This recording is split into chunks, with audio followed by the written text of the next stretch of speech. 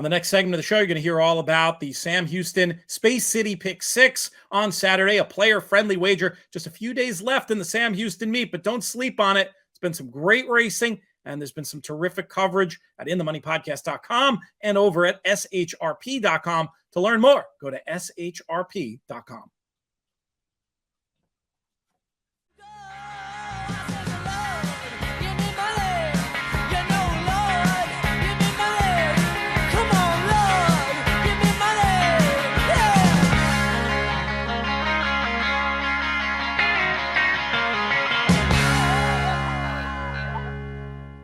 Our next segment on the show, as promised in the little bumper you saw before this, is to cover the Space City Pick 6 on Saturday night at Sam Houston Race Park. And we bring in our two fantastic usual guests to do just that. We will start off by introducing the usual race caller, a mystery to some, but not to those of you here at In the Money Media. He is, of course, Nick Tammaro. How are you, Nick? I'm doing great, my friend. Here I am, generally the race caller at Sam Houston Race Park. Generally the race caller, because sometimes, once in a while, you give yourself a day off and you go do some highfalutin stuff, and you have the noted analyst Jessica Paquette come in and take control of the microphone. Jessica, how are you today? I'm great, Nick. I know it's really easy to mix us up. I mean, we look the same, we sound a lot alike, but easy mistake to make. It happens. It happens out there in the Twitterverse. So we were saying before we came on air that there is some chance, and we won't know, but you think there's a chance this pick 6 could be a little carryover here potentially, Nick?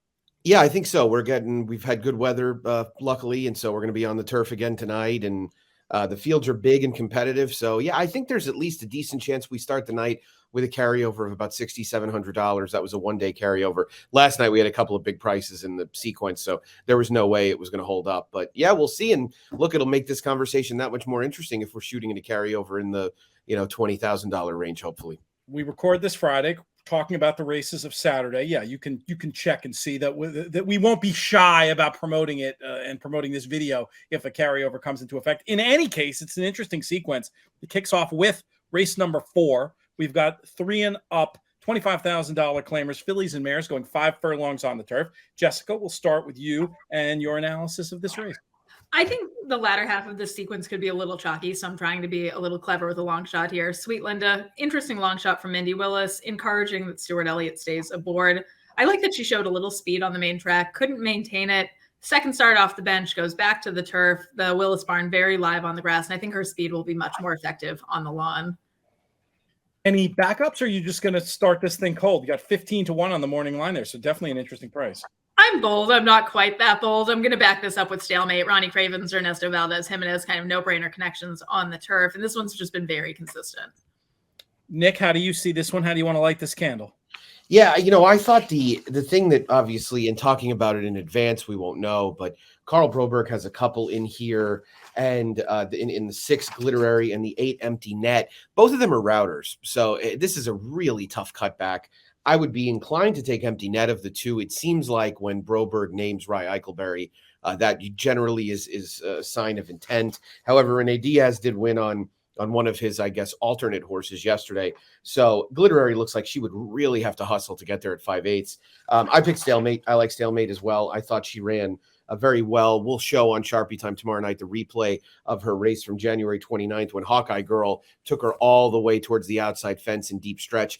I don't know exactly if Stalemate was going anywhere at that point, but I know that she wasn't given an opportunity to do so. So I want to bet those kind of horses back. I think she has the right running style, being a pace stalking type, and it looks like a turf sprint where the early tempo will be a little bit forced. I totally agree on Sweet Linda, who's a turf horse, and so I think getting back to the lawn is really going to help her chances as well. So I would start it with the 4 and 8 and probably back up with the 2, 7, and 12.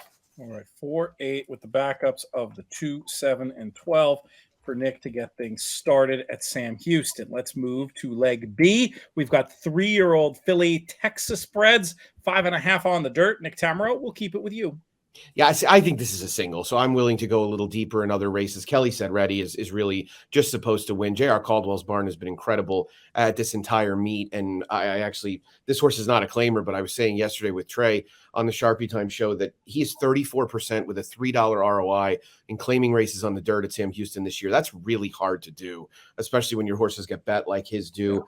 She's drawn favorably on the outside. She ran a winning race on debut. I mean, I think if she runs that, they're all in big trouble. Jessica, is it as simple as Kelly said ready? It is, but it isn't. So last time was her first time to actually get out of the starting gate. That was actually her third start. She had gotten scratched in the paddock for some enthusiastic behavior in what was supposed to be her debut, then got scratched at the gate. She was really tough at the gate. You've been accused of that from time to time yourself. I occasionally, sometimes I just like things too much. What can I say? But she finally got to race last time out. I think it's encouraging that throughout all of this poor behavior, Lane Luzzy stuck aboard. I know she banged him up a little bit in that second try at the gate. She has some ability. This barn has done, to Nick's point, has done just a phenomenal job all season. And in all my times kind of getting to go down and visit in Texas, there are no horses on the grounds that look as good as Jarrett Caldwell's, consistently from bottom claimers to the nicest horses in the barn. Very interesting. Well, what else are we gonna throw in this spot for the fifth race at Sam Houston? That's it. I'm all in on her. They clearly believe in this filly if they've kind of patiently stuck around as she's figured it out. Yeah, fair enough. All right, let's talk about the third leg of the sequence: 3 and up filly and mare allowance runners going a mile on the turf. Jessica, we'll throw it back in your direction. This is a competitive race. My top selection is the 7, Amardine. Riley Grudzia. Now, this makes me feel 1,000 years old. I remember when she was a little kid bopping around Suffolk Downs when her dad, Jason, was training horses there. Sharp win, 2 back, good effort is the favorite last time. Likes this turf course. And this is a young barn that really does a very good job. I also like Gastown, just very consistent, kind of knocking on the door of that breakthrough win. What do you think, Nick? What numbers will be on your tickets in this spot? Yeah, this is a super, super competitive race. Really fun start to the pick 4. I think you can go a lot of different directions. So I have a theory that the week of March, it would have been March 9th through 12th, the rail setting was at 18 feet. And if you watch, and I think the race that the 4 She Be Glamorous is coming out of is really a good example of it. If you watch the turf races from that week, they were all completely dominated by horses that were inside. And this race in particular, at one point, Leather and Lace, Ginny B, and Senorita Cometa are single file along the inside. And so you don't even have to watch the head on to notice it. If you watch the head on, it becomes even more obvious. She Be Glamorous was 3 to 4 wide the entire way. I worry a little that Alfredo Triana Jr. puts a lot of horses wide. He had a horse that was 4 wide the entire way around the turf course yesterday, but he's in the 4 post. So hopefully he won't be given that opportunity. And it looks like we're dealing with a very, very fair turf course now. I have to bet her. If I believe that, then she's an obvious play. I think the likes of Leather and Lace and Ginny B are also a lot better than what she's facing in here from top to bottom. One of the horses that's going to get some money that I really didn't know what to do with, so I just picked her second because I like She Be Glamorous a lot, was the 13 Aunt Gem, who is off a long layoff for Steve Asmussen. He does not have good numbers with layoff returnees really on any surface, but she was very impressive breaking her maiden at Remington. If you're a Timeform US user, she ran a race that was as fast as the majority of the horses in this race, and she did it at 2. So, I want to use her. I'm going to use her probably as my only other A, and then use a couple of backups like the 6 and 10. But it looks like a race that's really a skull buster, and I'm not going to be surprised by a number of them. Little spready there for Nick in race number 6. Race 7 is an allowance race on the dirt going 6 furlongs, a field of 8 going postward. Nick, you made Ernie Banker the 8 to 5 morning line favorite. How much do you like this horse from a betting proposition?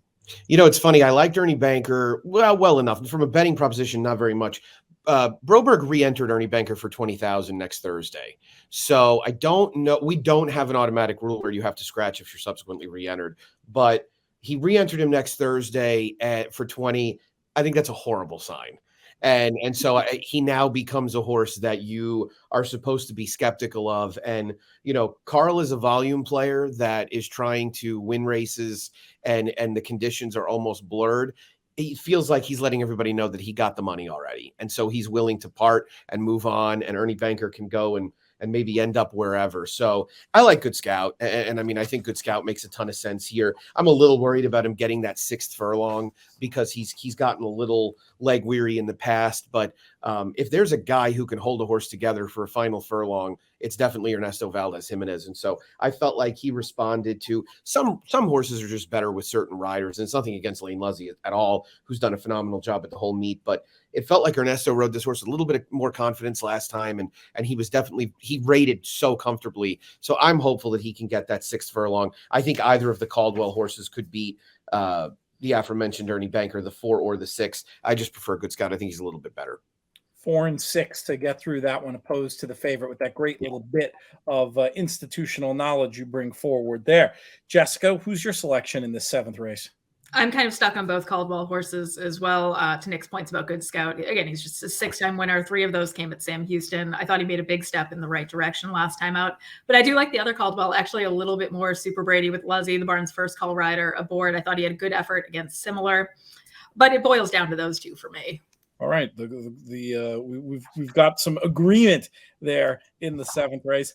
Our 8th race, we had back on the turf 3-year-old fillies going 1 mile. And a big full field signed on in this one. Jessica, who's your idea of the winner? This is a really interesting race. Number 2, Kerry Aquina, one of the best looking horses I've seen all season. She's the daughter of millionaire Pure Clan, also by Gunrunner. And physically, she just does not look like the other gun runners I've seen. Most of them look like him, kind of short coupled, strong rear end, but compact. And she is long. This is a horse that looks like she just wants more and more distance. And I also think the best is still ahead of her as she continues to develop physically. A ton of class.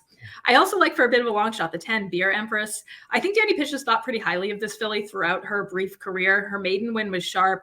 Turf influence enough in the female family to make her interesting. All right. Which the second pick? What was that horse called? Oh, the 13 Beer Empress. There 13. Yes. I do that all the time. 10 to 1 on the morning line, and it's easy to. I like that you understand how my brain worked there in my notes. That's troubling. Yeah, very, very common. JK frequently guilty of that too. Nick Tammaro never makes those type of mistakes. No, never.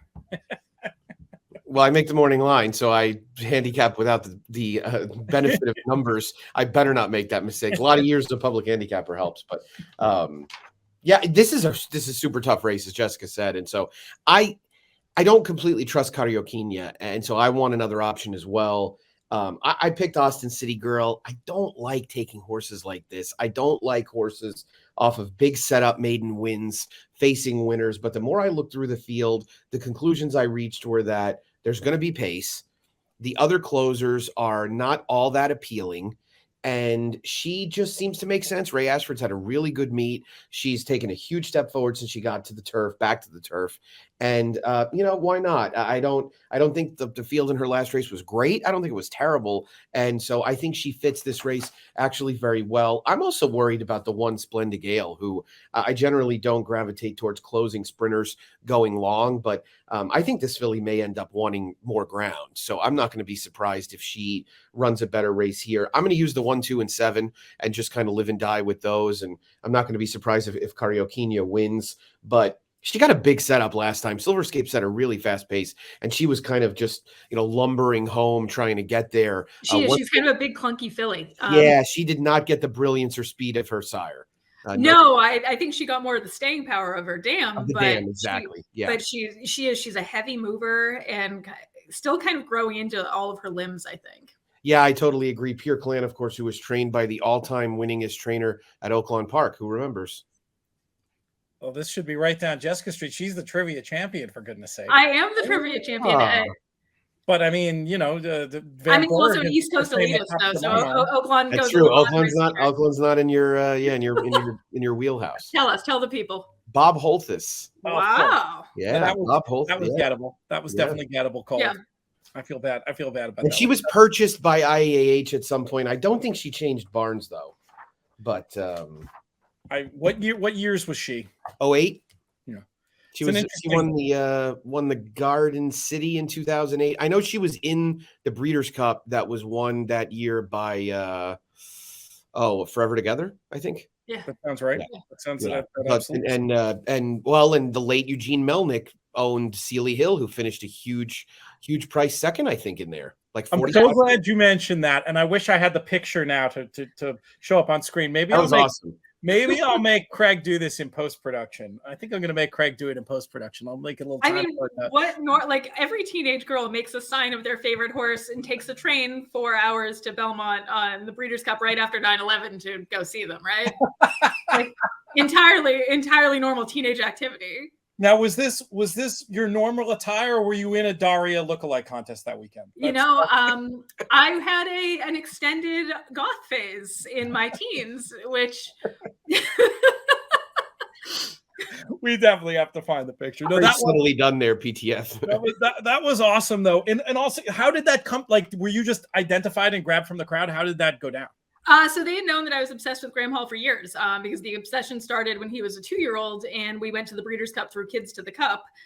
So Todd got accustomed to the weird teenager showing up at his barn to see Graham Hall for years, to the point that everyone that worked at his barn would be like, oh, that's that strange girl that weirdly likes Graham Hall. Like, of all of the lovely horses in his barn, why this one of all horses? I was also in the winner's circle when he won the Jim Dandy. Those were his only 2 major wins besides Arkansas. I still can never tell you why it was him. I adored this horse. But that is cool, and I mean, in all seriousness, to bring it to tribute to the owner, you appreciate somebody who wants to share the moment with young, enthusiastic fans. We need more of that around here, don't we? Todd was so wonderful. I mean, letting us all kind of run amok through his barn when we were teenagers, and Mr. Melnick was so gracious and so kind, and that's how you make a lifelong fan.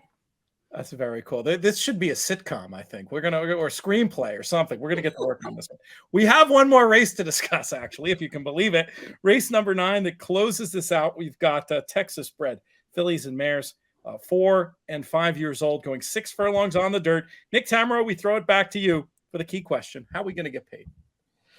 This became one of those situations where when the experienced horses don't really light your fire, look at the firsters. And the firster to me that made the most sense was the 6 CC Revenge. Alan Love nearly won with a firster here back in February. And this horse has a somewhat similar profile. Looks like a good work tab. Progeny of I Want Revenge are just okay first time out, but the dam here was a Texas bred stake winner, and she's dropped a couple of horses that have been really competitive in the Texas bred ranks. And boy, I mean, I don't think Alan Love could have drawn it up better in terms of what kind of field that this filly would land in. The experienced horses are horses that are regularly earning buyer speed figures, granted around the par. I mean, not much, they don't have to be a lot better than that, but I think if you look at everything associated with this first-time starter, she's got to run a buyer speed figure about 45. I think she can do that. All right. That makes sense to me. Any backups? Yeah, I'll use the logical experienced horses, the 1 and the 8. Not anybody beyond that. So I'll probably just, kind of loan A the 6 and use the 1-8 as backups, and then maybe have one more ticket where I throw the 1 on there, once or twice just to give me a little insanity insurance. Never a bad idea in this game, that's for sure. Jessica, let me know what numbers will be on your tickets as we close out this Space City Pick 6. In agreement with Nick on the 6. One of my favorite angles is when you don't like any of the horses that have run, go with the debut runner. They have not disappointed you yet. American Enigma, the 1, seems logical. I just don't love her. I'm going to use her on my tickets because I don't want to get beat by her. But she doesn't inspire confidence in me. I do also like a little bit number 10, Euro Rich Girl, only 4 starts. Less starts, the better here. And she has been catching pretty good fields. I thought that race 2 back was very good. I think top 3 finishers all came back to win.